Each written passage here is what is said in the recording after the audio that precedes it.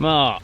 Hello, Matthew. What makes the best wedge? Oh, funny you should say that. Is it? What I've got here, look. Oh, a bag of wedges. A bag full of wedges.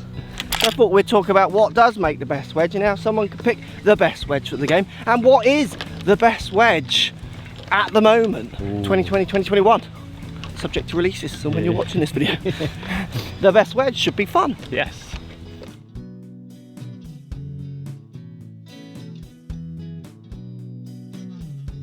So we're going to test SM8 from Titleist, Glide 3 from Ping, RTX ZipCore Cleveland, MD5 Jaws from Callaway, these are Coach's Pimps ones, the Rusty one from TaylorMade, the Mizuno T20s. So these are kind of like specialised wedge brackets, Matt, you would say, wouldn't they? They're absolutely like your kind of players' wedges. But when I say that, I think anyone can game these. You know, you could be any handicap and game these because you got so much loft on there, it'll be questionable how much, you know, kind of MOI improvements might help on your direction, because the spin variation is going to be so big, which we'll talk about as we go on.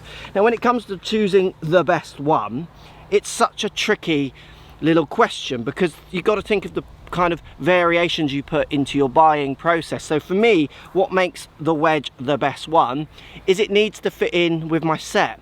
So if I'm blending it with a 9-iron or a pitching wedge or a gap wedge that's not one of these clubs, it needs to blend. And what I mean by that, it might be top lines. So certain shapes of top lines, curves, thicknesses, it might be leading edges, curves if they're set back or forwards, any kinks down in here that when you put the wedge down you think, I like the look at that and it kind of blends nicely with my wedge. Or you might be one of those people who thinks, I don't care that it blends or not. Yeah, I'm that person. Oh yeah, because if you think about a putter doesn't blend with your sandwich, does it? It doesn't just keep going, it juts because it's a different club. Yeah. So depending on what you want, you might be someone who really wants it to blend in, so when you put it down it doesn't shock you, but you might be more like Matt and you don't want it to blend.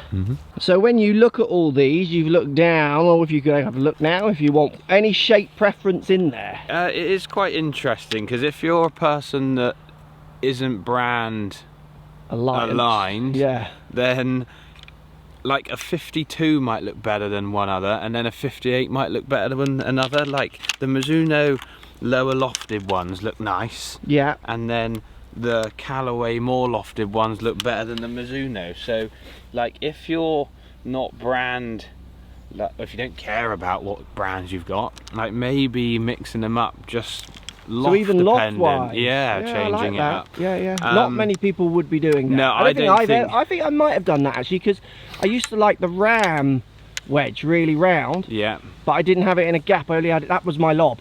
My lob was different. Nicholson has a different size lob wedge and shape. Different shape, So the PM grind, the same brand. So maybe if you don't care about that, then really going out and having a look about lofts as well is really important. So when you look at the shapes, I mean, it's so subtle. I could see why lots of people might not see any difference. You know, like not fussed. They'll just align with brands. Like obviously my one initially stands out because I like it and I like the look of it. I've also gamed with the Vokey, which I think is that one. See, I'm spotting them even without looking down at them. The TaylorMade down here obviously has the striking face, which again you might love or hate. People might pick it up because it's different, might well, I think that's what it does. That's and then you do see slight difference in the leading bottom edge line, and then you get, this must be the Ping because they put an extra groove at the bottom. And we'll talk about the tech in a second. So if I had to pick on looks, I'm going to pick the ones I'm familiar with, and it's a bit like a putter. You know, I'm going Cleveland and the Titleist just because I like the looks of those, but then I'm very close to picking also the Glide 3 from Ping because I do like that extra groove and the way it hugs the ground. I could easily chop between them. What about you? Which one do you pick? I'm going to go with what I'm used to. So obviously Callaway, they also do the bottom groove thing as well, extra one. And I do like dark wedges. So if I was just picking like out of this set here, I would be the dark wedge because I like dark wedges also. So that's an interesting point, isn't it? So finish and options when it comes to wedges have got to be so important, haven't they? Because I've bunged in the dark one in my most lofted and not in my 50 just because I like the variation. I just like mixing it up. Sounds silly, but I can pull it from my bag easy as well. I need the 50 out, I just instantly go straight to the dark also one. When you've got a lot of loft and it's sunny, Yeah. Like you get your glare, don't you? So like the darker ones often more popular because of that. So finish definitely will play its part on all these. Should we have a little look at the tech? Yeah. Before we get you to hit a few, the master of the wedge. So when it comes to tech, you've got impressive things that happen. So the SM8, you obviously get loads of options in SM8, and I'm going to put that in the tech bracket. Okay. So you do get grinds, options, lofts, bounces, like they go really in deep with this, because it's a dedicated wedge brand. Cleveland also have a lot of options. Ping have a lot of options, but they simplify it. They do make it a little bit more simple. They have, like, you know, TS and SS, I think, so fixed sole, thin sole, these kind of things. They kind of really simplify it, which I also think works with the consumer as well, the other end. But then at the price these are, I do think they want specialising. People like to pimp it up. The other big thing with techs, I mean, the big standouts with tech is ping, as always. So they've got their finish that increases the spin or keeps spin up there when you start playing out of wet conditions. Wet grass, wet ball, wet rough, those kind of ideas. Now, they say that, and we've tested it, and it's really hard to see it come through in a human test. But I remember tweeting something about it, and Marty Jensen came on my feed, he makes the clubs. And I kind of agree with what he said. You know, why would you give that up, he said, if you can add, if you know 300 revs will maintain, which is done when they're robot testing or their massive testing, like, why would you give that up? Him as because he's a very good player. Really like, good. I want that, you know, I want that consistency of flight, which I kind of would agree with. Obviously he's a bit biased because it's his company, but he's clever as well, and I kind of agree with it. Then you go for the Rusty and TaylorMade, which I think appeals to some and not others, because people don't want their club maybe to rust. The idea with the rust is, so all these clubs have plating. So they're raw like this, and then they're plated. Now what happens as soon as you plate the grooves, it's like putting a blanket over the edge of your bed. If you imagine your bed with no blanket on, it's got a sharp edge, and then you put your blanket over it and it rounds it. So the idea of this is that it keeps the groove sharper, is what people say. When I speak to the other manufacturers, they kind of giggle at me and say, that's all good and fun, but we know this, so what we do is we over sharpen our grooves knowing they're going to be blanketed. Does that make sense? So they almost make their bed go like this. So when they put the duvet over it, they know it's going to make it to tolerance. So I see that more as a classic TM, like bold statement sell. The logic actually doesn't stand up, unfortunately. But I understand why people might like the look. I quite like the rusty look, personally. Other things that Ping do really well, the extra groove, like you said, that you got in the Callaway. Just little things like they make the grip longer. And it has less taper on it too. And it's less tapered, and it's got the little marks on it as well. I mean, we all come down the grip. So it's longer than any other club. It's something so simple, but the love and thought that goes into every one of their clubs. I mean, when we do bests of, I mean, we might as well just not include Ping, because they are just one of the, like, they're the best. So when it comes to tech, I think they win. They're pushing it more, I think, than anyone else, and that's hard maybe because Titleist obviously really push it, and Cleveland's a committed wedge company and also push it with their ideas of tolerances on face and what have you. I just, even though I wouldn't pick the Ping to use as much, I think this is clever. I like the finish and I like the extra groove as ideas of tech, but again, looks and feel are going to override that for me. Nice shot in. Oh, great shot. Nearly. So what about feel? Let's go through and hit a few of them. I think it's going to be so dependent on like the ball more than anything, because I use a soft feel. I just feel like it's going to be a soft feel with everything, a chrome soft, sorry, and it will be like, I haven't felt any difference there. Good result. Hello, chipping. You've woken up again. I'm interested in because it's fatter and chunkier. Like in my head, it makes me think that it's going to be a bit more like game improvement soundy. But if you pick up your one, yeah. So you're saying the ping is looking... It doesn't from the top. No, that again, which is so clever from it, because it's bent back. They know you can't really see the chunky bit. It actually looks thinner. Yeah, but then put it up the other end to show camera. It's a chunkier club. Yeah. But they've managed, because of the tilt, you just don't see, they've hidden the chunk behind. It's just every part of that club is thought out. I'm not a fan of the shape though. No, you're not. No, it's like a bit ugly here. You don't like the neck part. And this goes back to our original point, picking the best wedge, you're going to have to work in. Yeah. Oh, you've hooked it. Yeah. It's all that funny shape. See, I think that sounded different, and I know you didn't catch it as well. Yeah. I think the ping has a slight distinct tone, like out of all of them. Okay. Like Mizuno always looks good. I've gamed Mizuno in the past too. So again, you're working in your preconceptions to this, aren't you? Yeah, I'm just hearing ball more than anything. Yeah. It's really hard to tell. Yeah. When we started filming, you actually gamed Cleveland, didn't you? Yeah, like... You had Cleveland wedges. That was the wedge of your choice. Like when I was an amateur, I literally went Cleveland Vokey. Yeah. When I need new ones, I literally just swap, because like you think that there's going to be something better, don't you, out there? House is always green at. I do like the black. Unfortunately, I don't know if that finish is actually available yet to consumers. Ooh, but special. Don't. Sounded the same. Yeah. And it feels exactly the same as what I'm used to with this also.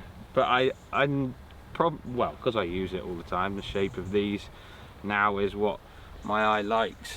Your Callaway. Yeah. Worst shot of all of them. I thought that a bit heavy, how embarrassing.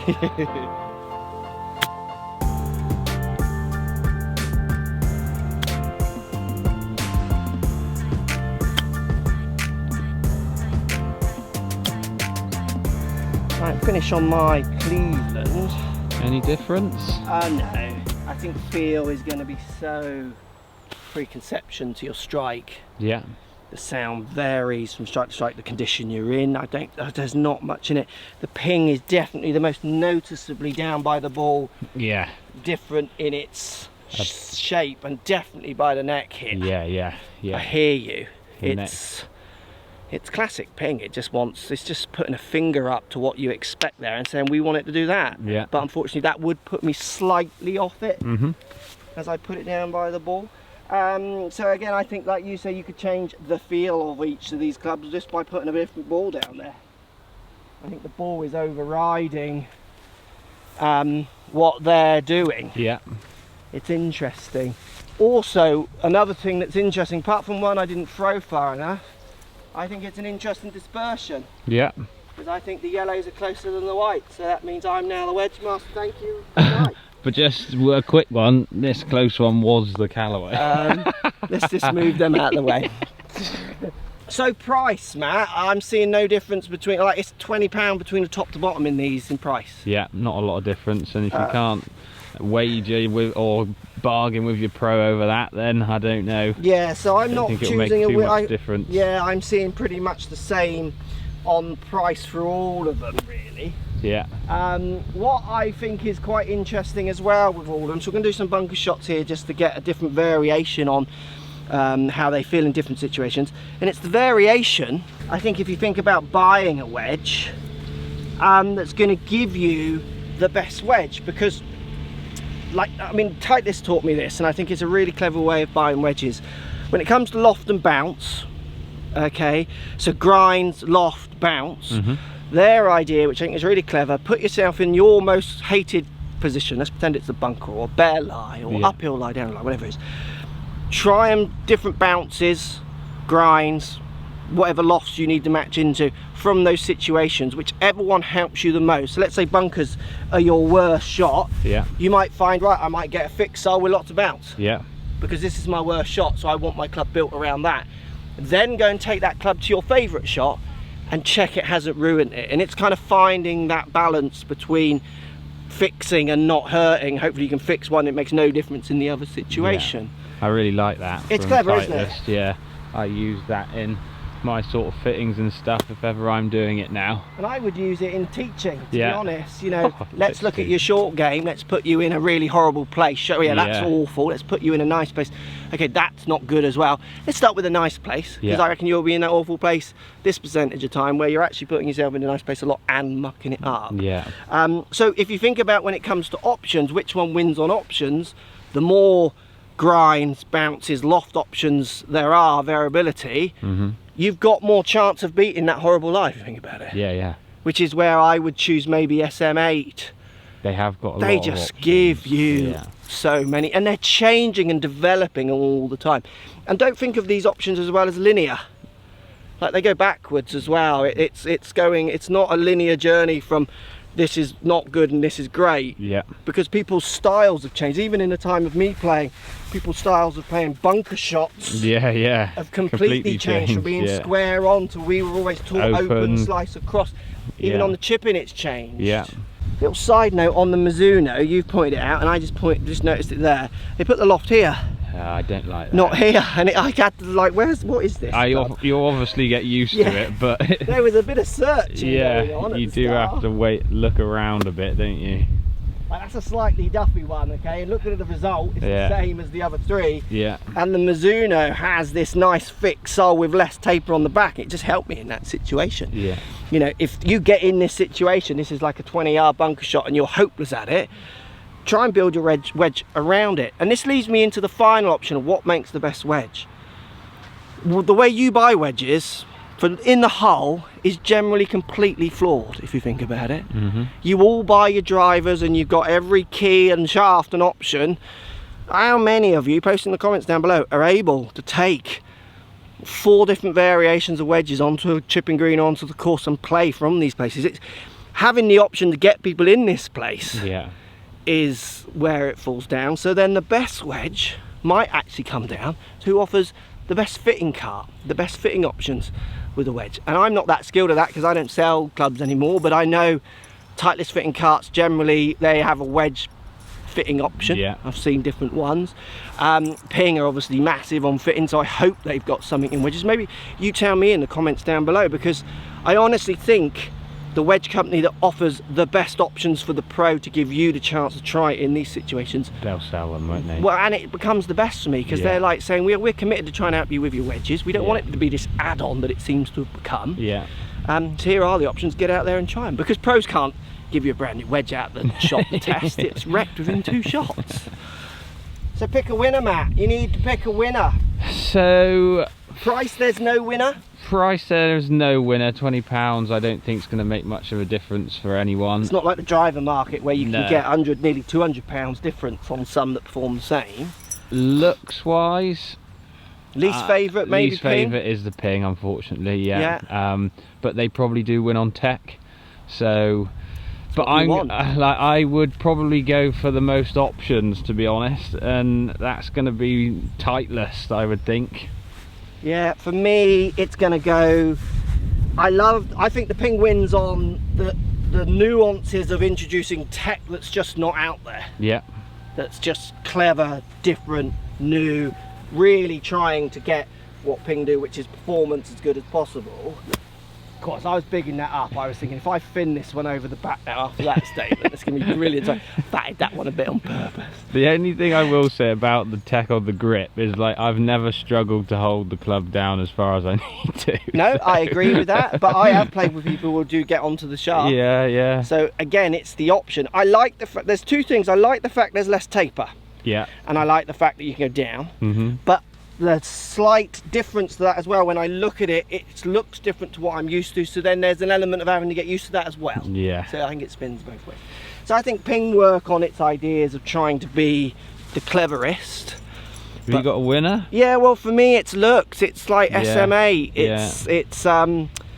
It's my Cleveland, because I game it, and I think that's the moral of this video. It's me. Yeah. And that this on its own, if it's this on its own, aliens land tomorrow, I think they're picking this. Yeah, they're going, that I can prove that. That's clever. That's clever. I can prove that people do that, so that's clever. But then that isn't enough of a gain to go over me looking at a club and it blending in with a set and you know, doing what I want it to do in the different situations personally. Yeah. So hard to pick a winner. Let me know what's your favourite one. This kind of wins, but it loses. The looks, Cleveland, to be honest with you, there isn't a bad looking one. I could play any of them. Yeah, yeah, absolutely. Really, this is the standout one when it comes to different looks, but then it is trying to be different. Post comments down below. What makes the best wedge for you? And how have you gone about buying one and picking one? From this video, hopefully you realise it's really about you pushing hard, push your pros to get clubs out here. And if you can't, moan at them, because they'll moan back to the manufacturers. The manufacturers will say to the pros, why are you selling less wedges? And if you're all saying, because to them, I can't get to test them in the proper environment, they'll make that happen because they just want to sell them to you. Yeah. So they'll do what you ask them to do. Why do you think all the irons have come down in loss? It's because you're all asking for more distance. It's not better for you. They're just giving you what you're asking for. You're to blame, you lot down there, aren't they?